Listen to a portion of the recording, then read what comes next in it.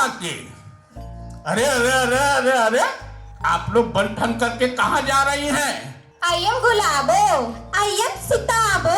अरे मैंने पहले आपका नाम नहीं पूछा, पहले तो पूछा कि इतना बन ठन करके आप कहाँ जा रही हैं? सुल्तान केसवर महादेव के यहाँ जा रहे हैं हम लोग। सुल्तान केसवर महादेव? ये कहाँ पर है? हमें तो मालूम ही नहीं है। अरे स्वराज आश्रम के बगल में। स्वराज आश्रम? हाँ। अरे ये कौन सा आश्रम है भैया? अच्छा अच्छा, आप हम लोगों के साथ चलिए, वहीं पे देख लीजिएगा। हाँ हाँ हाँ हाँ। लेकिन एक बात बताओ, आखिर वहाँ क्यों जा रही हैं आप लोग? अरे आपको नहीं पता, आज शिवरात्रि है। गंगा मैया के पावन तट पर सुल्तान केसवर महादेव बाबा शांति चित्त होकर परमानंद मुद्रा में मानव जगत के कल्याण के लिए आशीर्वाद देते हुए नंदी बाबा के साथ विराजमान हैं। और भैया, महादेव बाबा की महिमा बड़ी निराली है। हम सबके जीवन में काम, क्रोध, मद, लोभ, ईर्ष्या, द्वेष, छल, कपट जैसे आडंबर, पाखंड नाम के विष को भोलेनाथ ने स्वयं ग्रहण कर लिया था। और सर्वे भवन्तु सुखिना, सर्वे संतु निरामया रूपी आशीर्वाद देते हैं। अच्छा भैया, हम दोनों भोलेनाथ के दर्शन करने जा रहे हैं। अरे भाई, हमको भी तो लेते चलो, हम तुम्हारे साथ भोलेनाथ का दर्शन कर लेते हैं। हाँ हाँ जरूर, चलिए साथ में। हाँ चलो चलो चलिए। मेरा नाम है गुलाबो, मेरा नाम है सीताबो, चली आई हूँ सहेली स्वराज आश्रम से। मेरा भोला है भंडारी, करे नंदी की सवारी, शंभुनाथ रे, ओ शंभुनाथ रे। सुल्तान केसवर बाबा का दर्शन करके आत्मा प्रसन्न हो गई। हम सब बड़े सौभाग्यशाली हैं जो काशी नगरी में रहते हैं। हाँ बहन, काशी नगरी की महिमा बहुत महान है। काशी के कड़ में ज्ञान है, भोलेनाथ इस नगरी के कृपा निधान है। और काशी नगरी तो तीनों लोकों से न्यारी है। अनेक साधु, संत, सिद्ध, महात्मा, विद्वान यहाँ निवास करते हैं। और बहन, सर्वगुण संपन्न काशी नगरी की कहानी भी बड़ी रोचक और आनंददायक है। भगवान शिव और पार्वती जी विवाह के बाद सर्वप्रथम इसी काशी नगरी में पधारे थे। उस समय यहाँ बहुत सुंदर वन और उपवन था। ये स्थान शिव और पार्वती जी को इतना प्रिय लगा कि उन्होंने काशी को अपना स्थायी निवास स्थान बना लिया। हाँ भैया, भोलेनाथ को किसी प्रकार का पाखंड, आडंबर और अहंकार बिल्कुल नहीं पसंद है। उन्हें तो सहज और सरल, साफ मन वाला इंसान प्रिय है। जय भोलेनाथ की। चलो बहन, हम लोग शिव बारात देखने चलते हैं, चलोगी ना साथ में? अरे चलो चलो चलो चलो जी, चलो जी। शिव बारात मेरा भोला है भंडारी, करे नंदी की सवारी, भोलेनाथ रे, ओ शंभुनाथ रे। हर हर गंगे सब रहो चंगे। ओ वाह, क्या बात है, क्या बात है, सब दाल भात है। वाह वाह, सब दाल भात है। हाँ सब दाल भात है, क्या बात है। आज शिवरात्रि के दिन तुमने सुबह सुबह भांग चढ़ा लियो हैं? भांग तो भोले बाबा का प्रसाद है। प्रसाद मैं बड़े प्रेम से खाता हूँ। बड़े प्रेम से खाते हो। भोलेनाथ के नाम पर गांजा, भांग, जहर माहौर खा लेते हो और कहते हो भोलेनाथ का प्रसाद है। अरे चाट तो शंकर जी भी तो खाते हैं ना। हाँ, जहर तो शंकर जी भी खाते हैं। कह दिया तुमने। शंकर जी जो जहर खा लेते हैं वो तुम कभी नहीं खा सकते। ऐसा कौन सा जहर है जो हमको भी तो बताओ भाई। हाँ, खोलिए। इंसान के सारे पाप कुकर्म रूपी विष को शंकर जी स्वयं पचा लेते हैं। हाँ, और सारे पुण्यों को मानव जगत को प्रदान कर देते हैं। इसीलिए शिव जी सदा कल्याणकारी है और शिव नाम का एक अर्थ कल्याण भी है, समझे? अच्छा एक बात बताओ, हाँ बताओ। क्या तुम अपने पापों को पचा सकते हो? मैं तो केवल दूध, दही, घी, मक्खन, मेवा, मलाई और भांग की ठंडाई पचा सकता हूँ। तुमको हर बात में मजाक सूझता है। नहीं दादा नहीं, मुझे आपकी बात मजाक नहीं लग रही है, लेकिन इंसान पाप को कैसे पचा सकता है, जरा ये बताओ हमको। इंसान तो बहुत कुछ पचा सकता है, वो कैसे? पाप को पचाना तो बहुत मामूली बात है। लगता है आपने वेद पुराण का खूब गहन अध्ययन कर लिया है। वेद पुराण का अध्ययन करने से पहले स्वयं का अध्ययन करना बहुत जरूरी है। अच्छा अच्छा ये बताओ, हाँ? हमको मानव जीवन क्यों मिला? जीवन जीने का उद्देश्य क्या है? जीवन में कौन से लक्ष्य के लिए हम सब और तुम भाग दौड़ कर रहे हैं?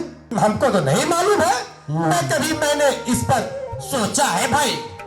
तुम क्या, कोई भी इस विषय पर कभी नहीं सोचता है। सब एक अंतहीन अंधी दौड़ में दौड़ रहे हैं और अपना बेड़ा गर्क कर रहे हैं। तो फिर जीवन और अपने आप को जगाने का रास्ता क्या है भाई? मैं बताता हूँ। जीवन और अपने आप को जानने का रास्ता है स्वराज। स्वराज स्वराज? हाँ, स्वराज का क्या अर्थ है भाई? सुनो। हाँ सुनाओ। सुनो ढकेलू। हाँ सुनाओ। स्वराज के कई अर्थ हैं। जैसे एक अर्थ है स्वावलंबन, स्वतंत्रता, आत्मनिर्भरता। और ये दादा थोड़ा आसान और सरल ढंग से और स्वराज के बारे में तो थोड़ा और कुछ बताओ। स्वराज को समझना बहुत आसान है। जैसे हम आंख बंद करके थोड़ी देर बैठे और सोचें कि हमसे कब कब गलतियां होती हैं, हम कब और क्यों दूसरों के बारे में बुरा सोचते हैं। हाँ दादा, ये तो आपने बहुत सही रास्ता बताया। ऐसा तो हम लोग कभी नहीं करते। इस तरह धीरे धीरे कुछ समय बाद हमको ध्यान लगाने की आदत हो जाएगी और दूसरों के प्रति हमारे मन में सद्विचार अर्थात अच्छे विचार आने लगेंगे। अच्छा दादा, सद्विचार और ध्यान से क्या मिलता है? सद्विचार और ध्यान से मिलता तो कुछ नहीं, उल्टे बहुत कुछ खोते हैं। जैसे क्रोध, द्वेष, तनाव, अज्ञानता और असुरक्षा की भावना को और अपने प्रति जैसा व्यवहार हम दूसरों से चाहते हैं वैसा ही व्यवहार हम दूसरों के साथ भी करने लगते हो। दादा, अगर ऐसा हो जाए तो समाज में हर किसी के बीच लड़ाई, झगड़ा और घृणा और सारी बुराइयां ही समाप्त हो जाएगी। बिल्कुल ढकेलू, अगर ऐसा हो जाए तो समाज में हर किसी के बीच में लड़ाई, झगड़ा, घृणा और सारी बुराइयां समाप्त हो जाएंगी। और अगर हम स्वराज के नियमों का पालन करने लगे तो ये निश्चित है कि समाज की तमाम बुराइयां हमेशा के लिए इस समाज को छोड़ के चली जाएंगी। दादा, और एक बात और तुमको मैं बताता हूँ। बताओ दादा, बताओ। स्वराज हमारा जन्म सिद्ध अधिकार है। बाल गंगाधर तिलक जी ने ये बात बहुत पहले कही थी। हमारे समाज को और हम सबको। समझ गए? समझ गए। मेरे साथ मैं तुमको कुछ और बातें बताता हूँ, लेकिन सुनो। तुम मेरी बात को मजाक में मत लेना। नहीं दादा, और तुम्हारे पूरे जीवन को बेहतर बनाने के लिए बातें। अरे दादा, मेरे भांग का नशा भी खत्म हो गया, तुम स्वराज के बारे में तुम बता रहे हो। हाँ, चलो आओ मेरे साथ, ठीक है? और जो मैं तुम्हें बताऊंगा उसको बिल्कुल ध्यान से सुनना और उस पर अमल करना। मालिश करो बेटा, मालिश कर दो। हाँ। बाबा क्या बात है, देखो तो। क्या कर रहे हो? मालिश करो बढ़िया। अरे वाह, देखो शरीर तना टन हो गया। अबे लखपतिया, हाँ मालिक। जानते हैं स्वराज आश्रम? हाँ सुल्तान केश्वर महादेव जी के पास। हाँ हाँ आज वहां पर ना हाँ। एक नाटक होने वाला था। अरे मालिक, हम गए थे ना। हाँ। मंदिर थे, हाँ। हाँ तो वहां पे हमारे गए थे ना। हाँ। कि वहाँ स्वराज आश्रम में हाँ। कोई स्वराजी जीवन के बारे में। हाँ हम भी सुन रहे थे। हाँ, तो स्वराजी जीवन के बारे में एक नाटक चल रहा है और वहाँ के बाबा जी का संदेश था हम लोगों को। हाँ हाँ। और माता जी का भी संदेश था। अच्छा अच्छा। कि आप लोग जरूर आएंगे, लखपतिया को भी लिया के तो आइएगा। हम जा रहे हैं मालिक। अबे रुको, हाँ। जाओ मत, हमारे साथ चलना तू। अच्छा आपके साथ? हाँ मेरे साथ चलो। आओ चलो, जल्दी करिए, चलिए। आओ आओ आओ जल्दी। अच्छा एक चीज बताइए। ये बताओ भैया, हाँ हाँ। ये स्वराजी जीवन कैसे जिया जाता है, जरा हमको भी बताओ अच्छी तरह से। मैं बताता हूँ। तुम अपने जीवन में किसी के गुलाम बनकर रहना पसंद करोगे या स्वतंत्रता के साथ जीवन जीना चाहते हो? मैं तो कभी भी दूसरे का गुलाम बनकर जीवन नहीं जी सकता। ठीक कहा मटरू भैया। और तुलसीदास जी ने भी कहा है, पर अधीन सपने हो सुख नाही। अरे वाह, बहुत अच्छा। और स्वराजी जीवन जीने में भौतिक और आध्यात्मिक रूप से हमें संपूर्ण स्वतंत्रता और संतुष्टि प्राप्त होती है।